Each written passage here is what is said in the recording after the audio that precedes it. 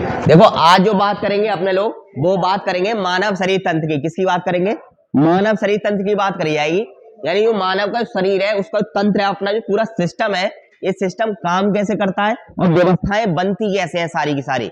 यानी हम जो खाना खाते हैं उस खाने से हमें ऊर्जा कैसे मिलती है, उसमें कौन कौन से सिस्टम काम करते हैं शरीर के, इस बारे पर आज चर्चा करेंगे। ठीक है, तो आज का चैप्टर रहेगा वो रहेगा मानव शरीर तंत्र। मानव शरीर तंत्र।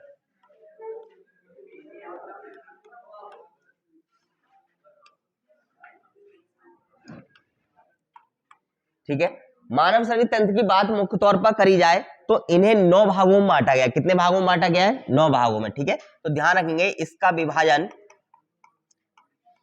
या इसका विभाजन 9 भागों में किया गया है। ठीक है, कितने भागों में किया गया है? 9 भागों में किया गया है। अनुवांशिक वाला बीच में गैप इसलिए दे दिया क्योंकि सबसे बड़ा चैप्टर जो है वो मानव तंत्र वाला है। ठीक है, इसमें सारा शरीर हमारा खत्म हो जाएगा और खत्म होने के बाद अनुवांशिक का नंबर आएगा। ऐसे मान के चलो कि बच्चे तो तब पैदा करोगे शरीर बचेगा, तो पहले शरीर बचा लो, पहले ये देख लो कि भैया ऊर्जा कैसे आ रही है, उसके बाद अनुवांशिक की बात कर लेंगे। ठीक है, चलो आगे बात करते हैं। देखो ऐसे ही अपशगुन कर रहे थे इसीलिए जो है छोड़ दिया था ये अनुवांशिकी वाला चैप्टर। ठीक है, चलो देखो अब बात आती है कि कौन कौन से भागों में इसको विभाजित किया गया और हमें कौन कौन से भाग इसके पढ़ने हैं। सबसे पहला जो तंत्र आता है मानव शरीर तंत्र का वो आता है पाचन तंत्र। कौन सा आता है? पाचन तंत्र। पाचन तंत्र। ठीक, यानी सबसे पहले हम जो भाग पढ़ेंगे मानव शरीर के तंत्र वो कौन सा पढ़ेंगे? पाचन तंत्र को पढ़ेंगे। दूसरा जो पढ़ेंगे वो पढ़ेंगे श्वसन तंत्र। श्वसन तंत्र। ठीक है, यानी अगर भोजन पचेगा एनर्जी मिलेगी तो श्वसन तंत्र काम करेगा। एनर्जी मिलेगी नहीं कोशिकाओं को, क्योंकि श्वसन तंत्र भी किसका बना हुआ? कोशिकाओं का। और कोशिकाओं को बढ़ने के लिए और बनने के लिए क्या चाहिए? कहीं ना कहीं जो है आवश्यक पोषक तत्वों की जरूरत होती है, तो वो कौन देगा? पाचन तंत्र देगा। उसके बाद जरूरत है हमें सांस लेने की, श्वसन की, तो हम क्या पढ़ेंगे? उसके बाद श्वसन तंत्र पढ़ेंगे। उसके बाद पढ़ेंगे उत्सर्जन तंत्र। उत्सर्जन तंत्र यानी जितनी भी हमारे शरीर में वेस्टेज निकलती है या कह सकते हैं ऐसे पदार्थ जिनकी अब शरीर को कोई आवश्यकता नहीं रहती है, वो सारे के सारे उत्सर्जित तंत्र द्वारा क्या किए जाते हैं? बाहर किए जाते हैं। तो उत्सर्जन तंत्र पढ़ेंगे। इसके बाद पढ़ा जाएगा तंत्रिका तंत्र। तंत्रिका तंत्र। ठीक है, तंत्रिका तंत्र की बात करी जाए तो ये मुख्य तौर पर जो भूमिका निभाता है वो निभाता है सूचना पहुंचाने में। यानी इसके द्वारा क्या करी जाती है? सूचनाओं का आदान प्रदान एक भाग से दूसरे भाग तक मनुष्य के शरीर में पहुंचाया जाता है। इसके बाद बात करेंगे परिसंचरण तंत्र की। परिसंचरण तंत्र यानी कि बात यह है कि हमने श्वसन द्वारा ऑक्सीजन को ले लिया, पाचन द्वारा जो है हमने आवश्यक तत्वों को ले लिया। अब बात यह आती है कि सब जगह तक पहुंचाने का काम कौन करेगा उसके लिए? तो पहुंचाने का काम करेगा परिसंचरण तंत्र। कौन करेगा? परिसंचरण तंत्र। इसके बाद पढ़ा जाएगा कंकाल तंत्र। कंकाल तंत्र। ठीक, और कंकाल तंत्र की बात करिए, फिर आएगा हमारा अंतःस्त्रावी तंत्र। कौन सा आएगा? अंतःस्त्रावी तंत्र। यानी बहुत सारी ग्रंथियों द्वारा बहुत सारे एंजाइम्स वगैरह जो है रिलीज की जाते हैं, उनको पढ़ेंगे अंतःस्त्रावी तंत्र में। स्त्रावी तंत्र। ठीक है, दूसरी बात ये विशेष तौर पर ध्यान रखनी है कि अंतःस्त्रावी तंत्र की बात हम बीच बीच में भी करते रहेंगे। बहुत सारी ग्रंथियों की बात करेंगे जो बहुत सारे एंजाइम्स वगैरह जो है रिलीज करती हैं, उनकी बात करी जाएगी अंतःस्त्रावी तंत्र के द्वारा। इसके बाद बात करेंगे प्रजनन तंत्र। प्रजनन तंत्र। और जब प्रजनन तंत्र की बात करेंगे उसी में इससे पहले छूटा हुआ चैप्टर जो अनुवांशिकी वाला है उसकी बात कर लेंगे। ठीक है, प्रजनन तंत्र के साथ में। और बात करेंगे इसके बाद पेशीय तंत्र। पेशीय तंत्र, इसकी बात हम लोग ऊतक में कर चुके हैं ऑलरेडी। ठीक है, यानी पेशीय तंत्र की बात हम लोग ऊतक में कर चुके हैं, कितने प्रकार की पेशियां वगैरह जो है वो हमारे पास मिलती हैं। देखो मनुष्य की अगर संरचना की बात करी जाए कि एक बार प्रश्न पूछा गया कि मनुष्य में लगभग कितने प्रतिशत जल पाया जाता है, या मनुष्य का जो शरीर होता है उसमें जल की मात्रा कितनी प्रतिशत रहती है। एक्चुअल कुछ नहीं कहा जा सकता इसमें, यानी कि पूर्ण रूप से एक लिमिट वाली मात्रा नहीं है, किसी में कम हो सकती है, किसी में ज्यादा हो सकती है, वो शरीर के बनावट और आकार के ऊपर भी डिपेंड करता है। लेकिन एवरेज अगर देखें तो एक मनुष्य में जल की मात्रा रहती है, वो रहती है लगभग 50 से 60%। ठीक है, तो ध्यान रखोगे, मनुष्य में जल की मात्रा, उसका जो टोटल भार होता है, यानी कुल जो वजन होता है, उसका कितनी होती है, 50 से 60%। कितना होता है, 50 से 60% तक होता है। ठीक है, इस तरीके से। और बाकी अदर चीजें पाई जाती हैं, वसा, एंजाइम, लवण वगैरह जो होते हैं, वो सारे के सारे और पाए जाते हैं। यानी 50 से 60% क्या पाया जाता है, उसमें जल पाया जाता है। ठीक है, सबसे पहले तंत्र की बात करें, और सबसे पहला जो तंत्र था हमारा, वो कौन सा था, पाचन तंत्र। ठीक है, तो शुरुआत भी पाचन तंत्र से करेंगे, और सबसे पहले बात करेंगे पाचन तंत्र की। ठीक है, तो मनुष्य का पाचन तंत्र, मनुष्य का पाचन तंत्र।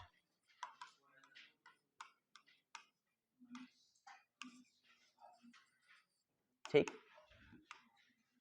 देखो, पाचन तंत्र की अगर मुख्य तौर पर बात करी जाए तो इसे दो भागों में बांटा गया है। जो मनुष्य का पाचन तंत्र है, उसे कितने भागों में बांटा गया, दो भागों में बांटा गया है। सबसे पहले अगर देखें पाचन तंत्र को लेकर के, तो पहला जो भाग आता है वो आता है आहार नाल का, आहार नाल।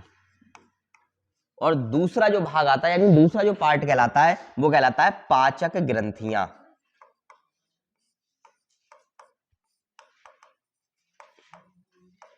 ठीक है, तो पहला पार्ट इसका क्या कहलाएगा, पाचन तंत्र का, वो कहलाएगा आहार नाल।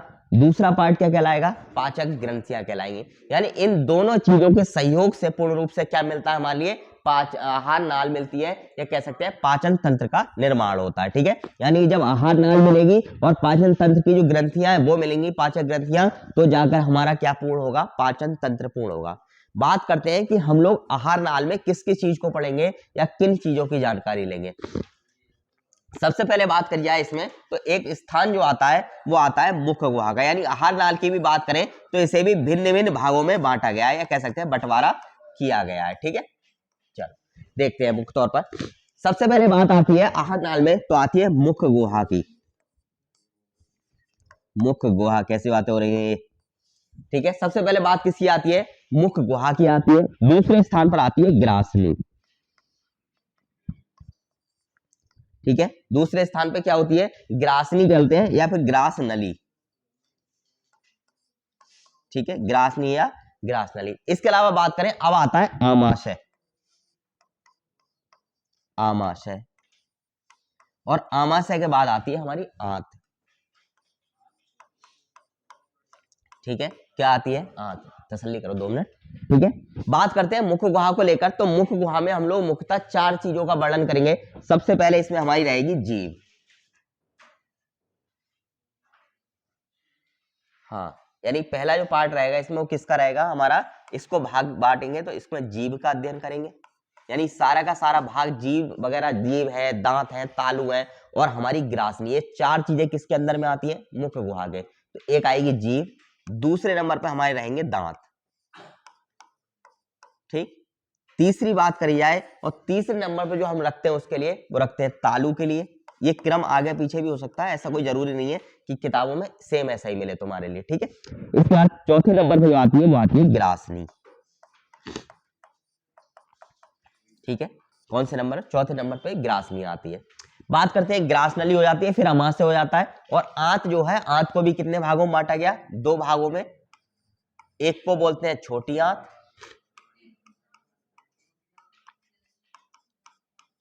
और दूसरी को बोलते हैं बड़ी आंत। ठीक है, यानी हमारे पास में या हमारे शरीर में कितने प्रकार की आंतें हैं, 2 प्रकार की आंतों का बंटवारा किया गया है। एक कहलाती है छोटी आंत, और दूसरी कहलाती है बड़ी आंत। ठीक है, पाचन ग्रंथियों की बात कर लेते हैं थोड़ी सी। देखो, मुख्य तौर पर अगर पाचन ग्रंथियों की बात करें तो 3 प्रकार की प्रमुख पाचन ग्रंथियां पाई जाती है। पहली पाई जाती है लार, लार ग्रंथियां जिसको बोलते हैं। दूसरा यकृत पाया जाता है, तीसरा अग्न्याशय पाया जाता है। ठीक है, तो इसमें एक नंबर पर रहेंगी लार ग्रंथियां, दूसरे पे यकृत, और तीसरे पे अग्न्याशय। हाँ, ठीक है, देखो अग्न्याशय और आमाशय में कभी कंफ्यूजन मत होना, आमाशय अलग चीज है और अग्न्याशय अलग चीज है, ठीक है। ये पाचन, ये आहार नाल का हिस्सा है आमाशय, और ये किसका है, पाचन ग्रंथियों का हिस्सा है, ठीक है। अब बात करते हैं सबसे पहले कि आखिर हमारे लिए पाचन तंत्र की आवश्यकता है क्यों, ठीक है। देखो पाचन तंत्र की आवश्यकता की बात करी जाए तो काम क्या होता है, जो भोजन के रूप में ग्रहण किए गए जटिल पदार्थ होते हैं उन्हें शरीर द्वारा सरल रूप में तोड़ा जाता है, और इस तोड़ने की प्रक्रिया को हम लोग क्या बोलते हैं, पाचन बोलते हैं, ठीक है। यानी हमने जो भोज्य पदार्थ ग्रहण किए वो कैसी अवस्था में होते हैं, वो बहुत ज्यादा कठिन अवस्था में होते हैं या जटिल पदार्थों की अवस्था में होते हैं, और इन जटिल पदार्थों की अवस्था को सरल पदार्थों की अवस्था में परिवर्तित कर देना या बदल देने की जो क्रिया है वही क्या कहलाती है, पाचन कहलाती है, ठीक है। यानी पाचन इन सब चीजों से मिलकर बस इतना सा काम करना है, जो हमने भोजन के रूप में जटिल पदार्थ ग्रहण करे हैं वो कोशिका तक पहुंचने वाले सरल पदार्थों में तब्दील हो जाने चाहिए, बस इतना काम है इस पूरे पाचन तंत्र का, ठीक है। और इस क्रिया में भाग लेने वाले जितने भी शारीरिक अंग हैं उन्हीं को हम लोग क्या बोलते हैं, पाचन तंत्र बोलते हैं, ठीक है। यानी पाचन की क्रिया में भाग लेने वाले सभी शारीरिक अंगों को हम लोग क्या मिला करके एक चीज कहते हैं, पाचन तंत्र कहते हैं। ये बात होगी पाचन तंत्र की। अब सबसे पहले बात करेंगे आहार नाल की, ठीक है। यानी सबसे पहला जो पार्ट है हमारा वो क्या है, आहार नाल। आहार नाल, देखो जहां समझ में नहीं आए पूछते रहा करो, ठीक है। देखो आहार नाल की बात करते हैं सबसे पहले, तो आहार नाल को विशेष तौर पर ध्यान रखना है कि जो आहार नाल होती है हमारी वो लगभग पूर्ण रूप से अगर देखें, यानी कि शुरुआत करते हैं हम लोग मुख से और एंड करते हैं हम लोग मल गुदा तक, ठीक है। और इस पूरी लंबाई की बात करें तो लगभग ये जो होती है वो 8 से 10 मीटर लंबी होती है। कितनी होती है, 8 से 10 मीटर लंबी होती है, समझ गए। तो अपने अंदर कितनी बड़ी व्यवस्था को लिए बैठे हो, ठीक है। जितने बड़े तुम नहीं हो उससे ज्यादा व्यवस्थाएं अंदर हमारे समटी हुई रखी हैं, ठीक है। ये 8 से 10 मीटर या लगभग 33 फीट के आसपास जो है पाई जाती है हमारी पूरी आहार नाल। यानी मुख से शुरू करेंगे और लास्ट करेंगे जब हमारे लिए मल द्वार तक, तो कितनी लंबाई बैठेगी, लगभग 8 से 10 मीटर की लंबाई जो है बैठेगी। शरीर के अनुसार कम ज्यादा हो सकती है, इसलिए हम लोग एवरेज में रखते हैं इसके लिए, ठीक है। इसके अलावा बात करी जाए कहां से कहां तक होती है, तो मुख द्वार से लेकर गुदा द्वार तक, ठीक है। इसकी लंबाई की बात करें कहां से काउंट की जाती है, तो ये मुख द्वार से लेकर द्वार से गुदा द्वार तक, हाँ मीटर में है, ठीक है। मीटर, सेंटीमीटर में कैसे हो जाओगे, अच्छा ये बताओ कि मानोगे सेंटीमीटर से ज्यादा तो हम ही लोग हैं भाई, हम तो फिट में नाप रहे हैं अपने आप को, तो सेंटीमीटर का तो कोई मतलब ही नहीं है। हम अगर मुख द्वार से अगर यहाँ पेट तक के लास्ट करेंगे तो सेंटीमीटर का तो 8 से 10 मीटर का मतलब नहीं है। हाथ वाथ सब लपटी पड़ी है, पूरा कचरा निकलता है अंदर। जब कभी कभार एक्सीडेंट में देखा होगा गड़बड़ हो जाता है तो आंखें निकलती है, तो ये होता है, बहुत बड़ा सिस्टम हो जाता है, ठीक है। हाँ चलो, तो ये मीटर में होता है या 33 फीट के आसपास होती है, ठीक है। चलो आगे बात करते हैं। सबसे पहले इसमें जो पार्ट आता है वो आता है मुख गुहा का। किसका आता है, यानी मुख आहार नाल में सबसे पहले जो हिस्सा पढ़ा जाएगा वो किसका होगा, मुख गुहा का।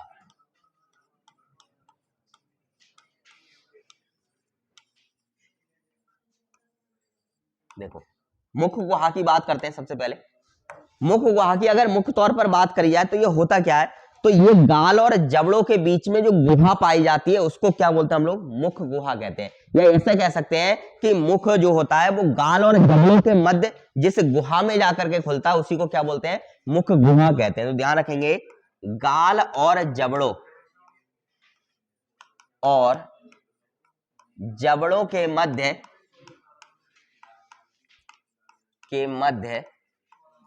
मुख जिस गुहा में खुलता है,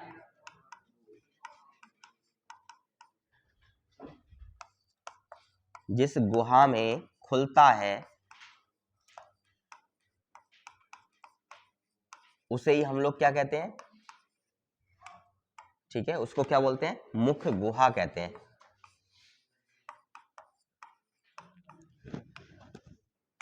मुख गुहा कहा जाता है, ठीक है। क्लियर हो गई बात। यानी कह सकते हैं गाल और जबड़ों के मध्य मुख जिस गुहा में जाकर के खुलता है उसको क्या बोलते हैं, मुख गुहा कहते हैं। और इसका जो ऊपरी भाग होता है वो क्या कहलाता है, जो हमारा मुख गुहा है, ये जो अंदर वाला क्षेत्र है, इसके ऊपरी वाले भाग को हम लोग क्या बोलते हैं, तालुआ, तालु बोलते हैं, तालु, ठीक है। हाँ तो ध्यान रखेंगे इसके ऊपरी भाग को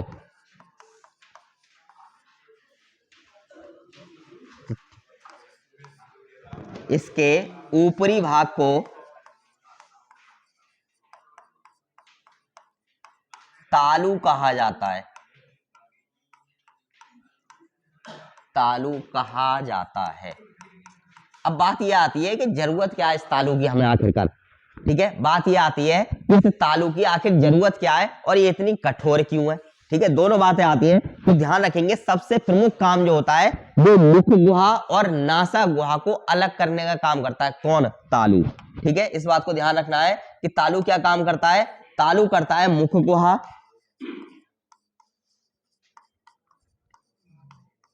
और श्वास नली, सॉरी, मुख गुहा और श्वास नली को अलग करने का काम करता है, या कह सकते हैं मुख गुहा या नासा गुहा को अलग करने का काम करता है। इसको श्वास नली कह सकते हैं या फिर हम लोग नासा गुहा के नाम से भी इसको जान सकते हैं, ठीक है। तो विशेष तौर पर ध्यान रखना है तालु का काम क्या है। तालु का काम यह है कि नाक से हमारी नली जा रही है और जो हमारा मुंह जा रहा है इनको अलग अलग कर देना। कहीं ऐसा ना हो कि खाना हमारा मुंह से खाया जा रहा है और नाक से निकल के बाहर आ जा रहा है, ठीक है, तो मामला खराब हो जाता है। कभी कभी फंदा लगता है। फंदे में क्या होता है कि हम लोग चावल खा रहे होते हैं, अचानक से फंदा लग जाता है और फंदा लगने पता है कि नाक में जाके दर्द होता है पीछे जाकर के, ठीक है। उसकी लॉजिक अभी बाद में बताऊंगा, सर दर्द वाला। लेकिन कभी कभी ऐसा बहुत तेज एकदम से फंदा लगता है, छींक आती है, तो बहुत सारे चावल से नाक से बाहर निकल आते हैं, होता नहीं होता है, ठीक है। हाँ, जो तुम चबा चबा के जो है बारीक कर दिए थे वो बाहर आ जाते हैं, फिर दर्द होता है क्योंकि कुछ दाने बीच में अटक जाते हैं और अटकने की वजह से वो दर्द महसूस करते हैं हम लोग के लिए, ठीक है, ये रहता है। बहुत सारी लिक्विड वाली दवाइयां आती हैं, जब जुकाम हो जाता है तो उनको लिया जाता है, यानी नोजल में डाली जाती है। दोनों हमारे नासा गुहा जो है हमारी, दोनों इनमें डाली जाती हैं। और जब इनमें तुम उस लिक्विड को डालोगे, दवाई को इस्तेमाल करोगे, तो देखोगे कि हमारे पीछे यानी कि जहां लास्ट ये हो रहा है ना, तालु खत्म होता है जाकर के, वहां पर वो दवाई तुम्हें महसूस होगी, ठीक है। हाँ, आंखों में डालो तब भी अच्छा है, तो वहां जाकर के वो महसूस होगी। महसूस होने का कारण ये है कि वहां पर दोनों जाकर मिल जाते हैं और मिलने की वजह से वो हमें वहां महसूस होता है लिक्विड पहुंचा हुआ, क्योंकि हम मुंह से तो नहीं लेते, नाक से जब उस लिक्विड को लेते हैं तो दोनों एक जगह ज्वाइंट मालूम पड़ते हैं या वहां पर पहुंचा हुआ हमको मालूम पड़ता है, ठीक है।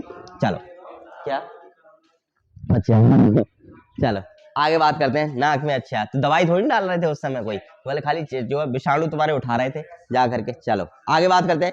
इसके अलावा बात करें कि एक और संरचना पाई जाती है मुंह में जिसको युवला कहा जाता है, ठीक है। एक संरचना होती है हमारे मुंह में जिसको युवला कहा जाता है। क्या कहा जाता है? युवला कहा जाता है। युवला देखने की बात करी जाए तो हमारी घाटी होती है, यानी तालु होता है कुछ इस तरीके का, ठीक है। और जब इसको बहुत महत्वपूर्ण तरीके से देखोगे तो एक संरचना कुछ इस तरीके से लटक रही होती है। देखा है कभी टैटुआ में, ठीक है। हाँ, टैटुआ में देखो तो बीच में जो है लटक, कभी कफ सिरप वाला वो देखा है, ऐड देखा है, कफ सिरप का ऐड जो देखा है, तो कफ सिरप के ऐड में इस तरीके से जो है दवाई पहुंचती हुई दिखाते हैं यहाँ तक, ठीक है। तो वो जो ये चीज जो होती है इसको हम लोग क्या बोलते हैं? युवला बोलते हैं, ठीक है। यानी बीच में एक लटकती सी जो विशेष संरचना दिखाई देती है उसको क्या बोला जाता है? युवला बोला जाता है। मुख्य तौर पर बात करी जाए कि कहां पर होती है, ध्यान रखना, ये तालु के नीचे पाई जाती है। कहां पाई जाती है?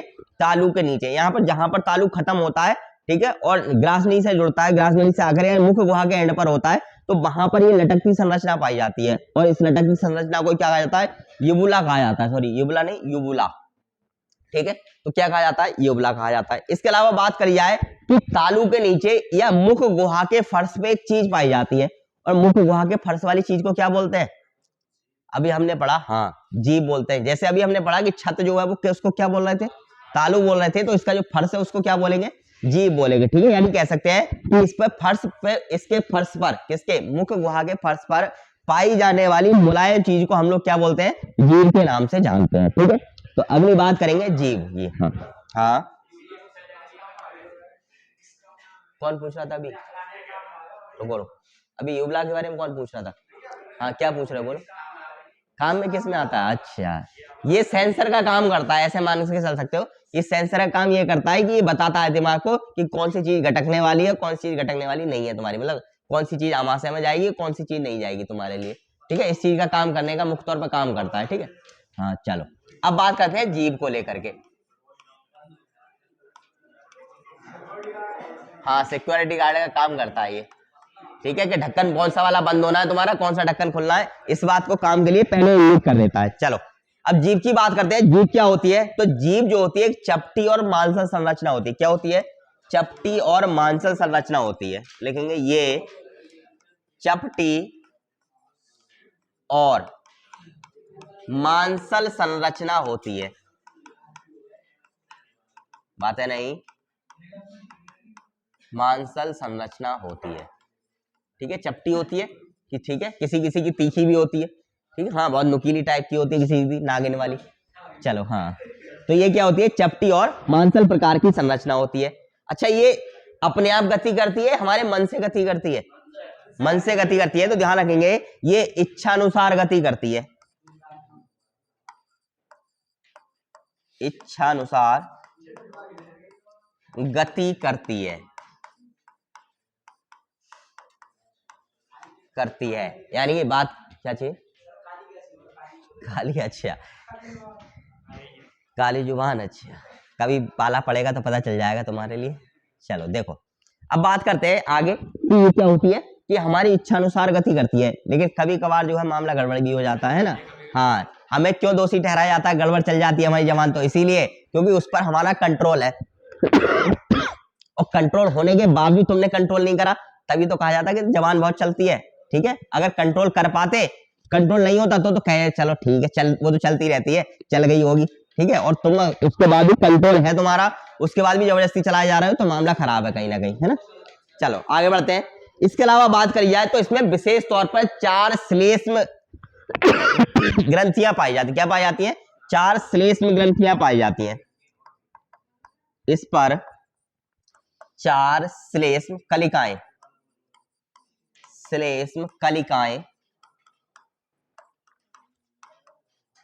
पाई जाती हैं। अब बात आती है, ये 4 श्लेष्म कलिकाएं या 4 प्रकार की श्लेष्म कलिकाएं करती क्या है। ठीक है, करने की बात करी जाए मुख्य तौर पर, तो ये जो स्वाद होता है वो स्वाद को बढ़ाने का या स्वाद को दिखाने का जो काम करती है, वो 4 प्रकार की श्लेष्म कलिकाएं ही करती हैं। ठीक है, जैसे मान के चलो जीभ का आकार लगभग इस तरीके का होता है।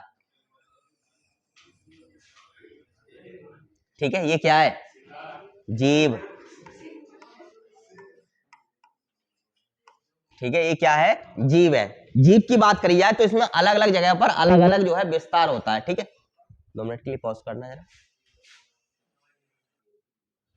चलो देखो, बात करते हैं कि जीभ को लेकर के इसमें क्या कहते हैं, 4 प्रकार की विशेष कलिकाएं पाई जाती है। कहां कहां मिलती है, इस चीज को देख लो।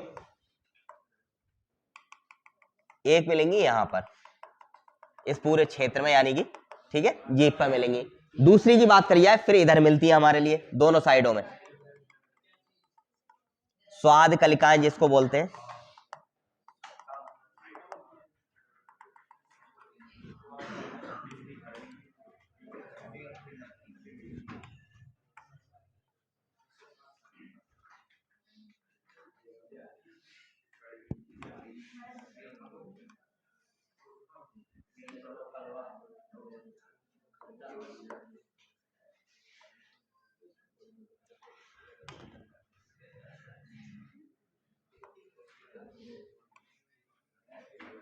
देखो इस तरीके से इन 4 जगहों पर क्या मिलती है हमारे लिए, स्वाद कलिकाएं मिलती हैं। स्वाद कलिकाओं का काम क्या रहता है, काम रहता है स्वाद बताने का, यानी कैसा स्वाद कैसा रहेगा, इस बात का स्वाद रहेगा, मतलब पता चलेगा।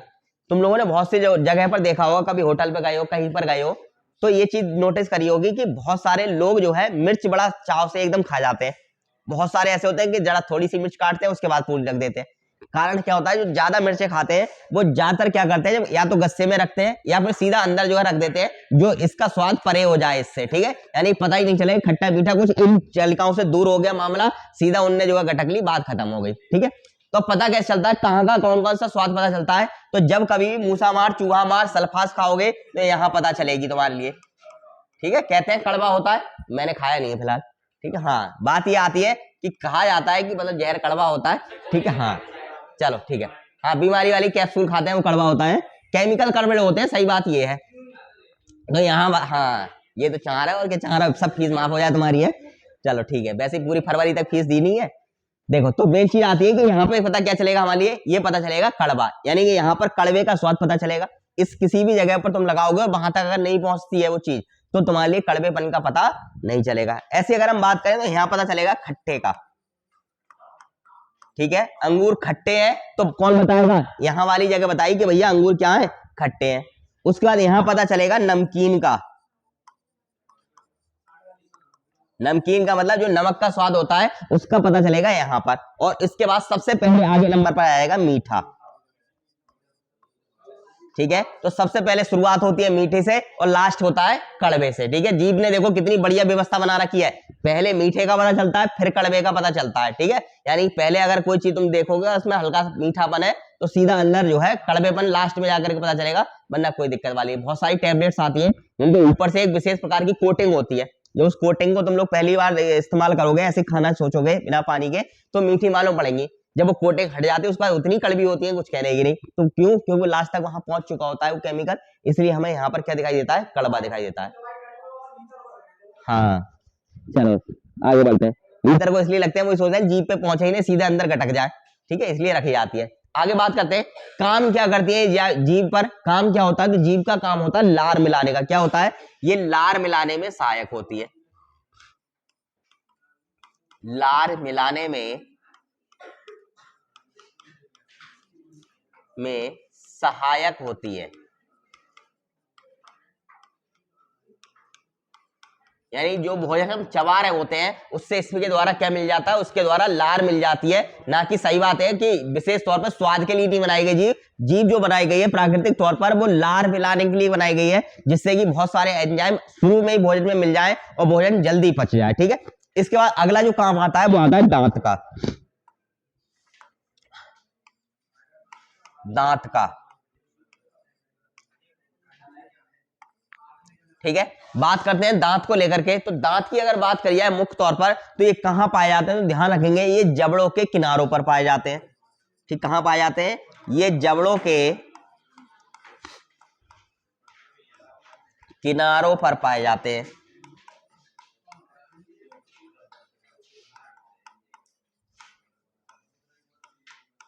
ठीक है, कहां पाए जाएंगे? ये जबड़ों के किनारों पर पाए जाते हैं। इसके अलावा बात की जाए कितने प्रकार के होते हैं, तो ध्यान रखना हमारे जो दांत होते हैं वो 4 प्रकार के होते हैं। कितने प्रकार के होते हैं? 4 प्रकार के दांत मनुष्य के अंदर पाए जाते हैं। कौन कौन से होते हैं ये देखो एक एक करके। सबसे पहले जो पाए जाते हैं वो पाए जाते हैं छेदक। ठीक है, छेदक दंत, या फिर इसको एक दूसरा नाम दिया था छेदक दंत को, और वो हो जाता है कृंतक का। क्या नाम दिया था? इसे कृंतक भी कहते हैं, कृंतक भी कहते हैं। ठीक है, यानी कह सकते हैं छेदक को क्या नाम दिया था? कृंतक का नाम दिया था। काम क्या करते हैं? काम करते हैं भोजन को काटने का और कुतरने का। ठीक है, भोजन काटने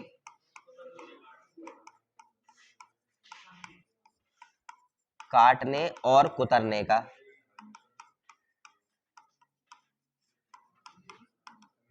ठीक है, यानी भोजन को काटने और कुतरने का काम कौन करते हैं? छेदक या कृंतक दंत जो है करते हैं।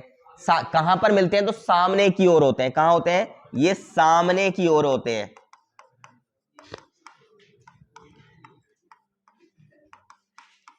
ठीक है, कहां पर मिलेंगे? ये सामने की ओर मिलेंगे। संख्या कितनी होती है? तो 2 होती है। क्या होती है? संख्या 2 होती है। क्या हुआ? अच्छा, ठीक है, 2 होती है। 2 का मतलब समझने की कोशिश करो। 2 का मतलब है कि आधे जबड़े में कितनी होती है? 2 होती है। ठीक है, आधे जबड़े का मतलब यह है कि आधा डिवाइड करोगे तो आधे में इनकी संख्या कितनी मिलेगी? 2 मिलेगी। यानी सामने के 2 दांत, इधर वाले जो फेस वाले हैं बिल्कुल सामने के, वो वाले होते हैं कृंतक दांत, या कह सकते हैं छेदक दांत। इसके अलावा बात करें कैसे दिखाई देते हैं, तो ध्यान रखेंगे ये छेनी नुमा होते हैं। ये छेनी नुमा होते हैं। ठीक है, आगे बढ़ते हैं। इसके अलावा बात करिए अगले जो आते हैं वो आते हैं भेदक। हाँ, ठीक, इसके बाद जो दंत आते हैं वो कौन से आते हैं? भेदक दंत आते हैं। और भेदक को एक दूसरा नाम दिया था रदनक का। ठीक है, इन्हें क्या कहा जाता है? रदनक भी कहा जाता है। ठीक है, क्या कहते हैं इन्हें? रदनक दंत भी कहते हैं। काम क्या करते हैं? चीरने और फाड़ने का। हाँ, ये भोजन को चीरने और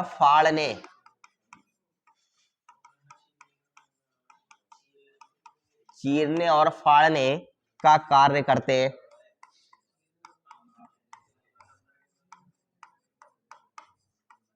ठीक है, क्या करते हैं? चीरने और फाड़ने का कार्य करते हैं। इसके अलावा बात किया है कितने कितने होते हैं, तो दो दो। इनकी संख्या कितनी है, मतलब पूरे जबड़े में बात करी जाए आधे जबड़े में, तो इनकी संख्या कितनी होती है, एक होती है। यानी पूरे जबड़े में नीचे और ऊपर दोनों तरफ मिलाए तो संख्या कितनी हो जाती है, 4 हो जाती है। ठीक है, मुख्य तौर पर बात करें कैसे होते हैं, तो बहुत ही ज्यादा नुकीले होते हैं। ठीक है, कैसे होते हैं, नुकीले होते हैं। ठीक है, कैसे होते हैं, नुकीले। जैसे अगर देखोगे एक एक दांत दोनों तरफ मिलेगा नुकीला वाला, तो यही वाले कौन से होते हैं, रजनक होते हैं हमारे। आगे बढ़ते हैं। तीसरे प्रकार के जो होते हैं वो होता है अग्र चवर्णक। कौन से आते हैं, अग्र चवर्णक। हाँ बोलो।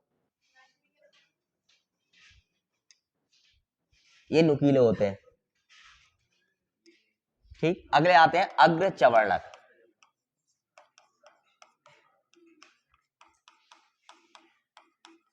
ठीक, अग्र चवर्णक की मुख्य तौर पर बात करी जाए तो इनकी संख्या रहती है आधे जबड़े में, वो कितनी रहती है, 2 रहती है।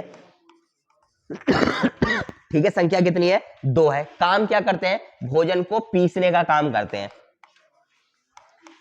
भोजन को पीसने का। ठीक है, इसके अलावा बात करी जाए मुख्य तौर पर अगर चवर्णक की बात करिए तो एक साइड में कितने मिलेंगे, 2, यानी कि नीचे वाले जबड़े में 4 और ऊपर वाले जबड़े में 4 मिलेंगे। इसके बाद आते हैं चवर्णक।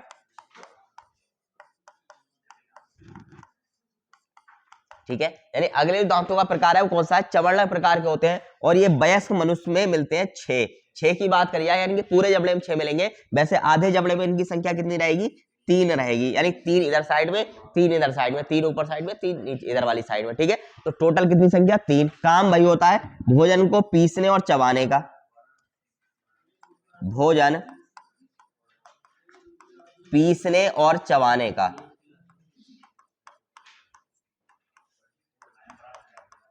क्या हुआ, ठीक है, किसका, भोजन को पीसने और चबाने का काम किया जाता है। इसके अलावा मुख्य तौर पर बात करी जाए तो इन्हें जो है अंतिम चवर्णक कहा जाता है। क्या कहा जाता है, अंतिम चवर्णक।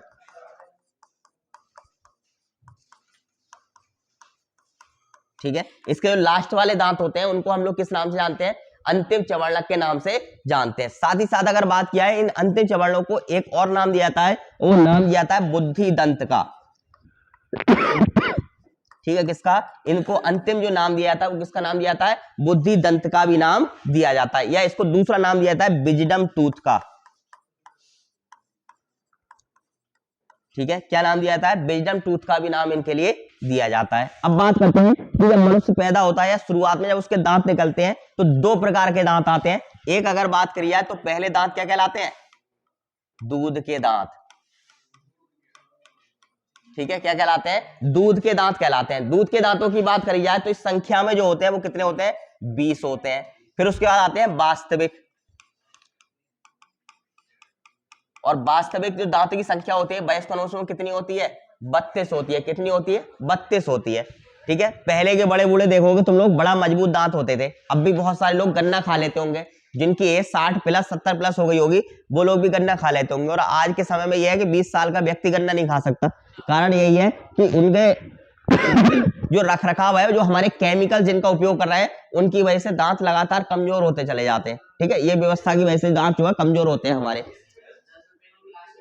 हम विभिन्न प्रकार के केमिकलों का यूज करते हैं उनकी वजह से। खासतौर से सबसे बड़ा केमिकल बात करें तो जितने भी टूथपेस्ट आते हैं, टूथ पेस्ट आता हो या पाउडर आता हो, सारे के सारे जो है नुकसानदायक होते हैं कहीं ना कहीं। सब में केमिकल होता है, बिना केमिकल का कोई टूथपेस्ट नहीं आता, ये क्लियर समझ के चलो। ठीक है, चाहे तुम कोई सा भी इस्तेमाल कर लो, जो बेस तैयार किया जाता है, बेस पूर्ण रूप से केमिकल से ही तैयार किया जाता है सबका। ठीक है, बाकी और चीज जो मिलावट की है वो अलग रही। ठीक है, चलो आगे बढ़ते हैं। पहले के बड़े बूढ़े क्या करते थे, सारे नीम का दातुन करते थे। ठीक है, इसके अलावा बात करिए कंजी की लकड़ी से दातुन करते थे।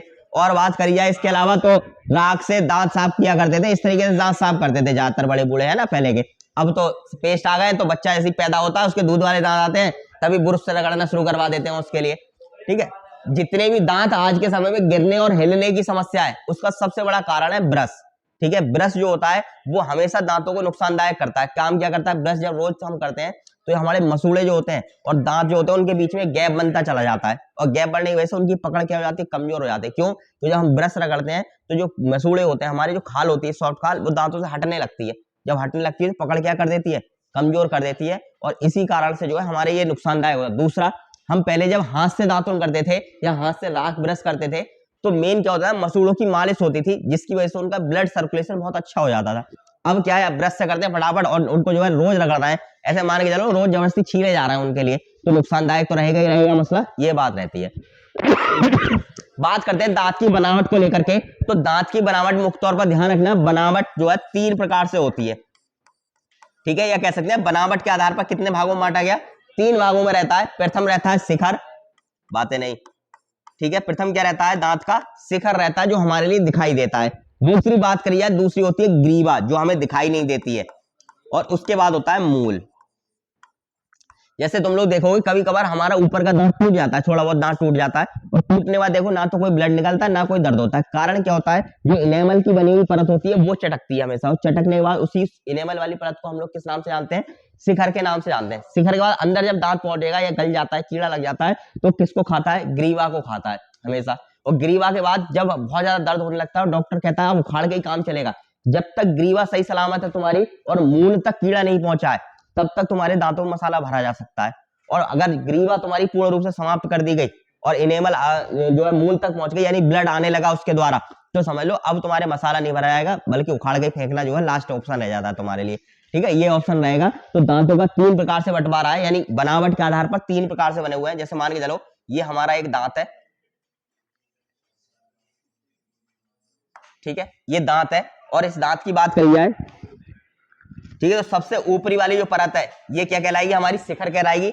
इसके बाद अंदर वाली जो परत है वो क्या कहलाएगी, और यहाँ वाली जो परत होगी वो मूल कहलाएगी, ठीक है। ये उल्टा जा रहा है, ऊपर वाले मसूड़े का दांत है ये, ठीक है, इसमें ध्यान रखना, ऐसे भरा हुआ है ये मसूड़ा तुम्हारा, ठीक है। चलो क्या आते हैं, हाँ एक एक करके बोलो। अच्छा अच्छा अच्छा, चलो पत्थर उखाड़ देता है। अच्छा हाँ, तुम क्या कह रहे थे, अच्छा कुछ नहीं कह रहे थे, चलो ठीक है। तो ये बात थी आज की लेकर के, यानी दांतों को लेकर के, ठीक है। कल फिर मिलेंगे नई बात को लेकर के, यानी जो है अगले टॉपिक को लेकर के, ठीक है। तब तक के लिए रहने दो, जितना नोट कर लिया हो नोट कर लो एकदम, हाँ।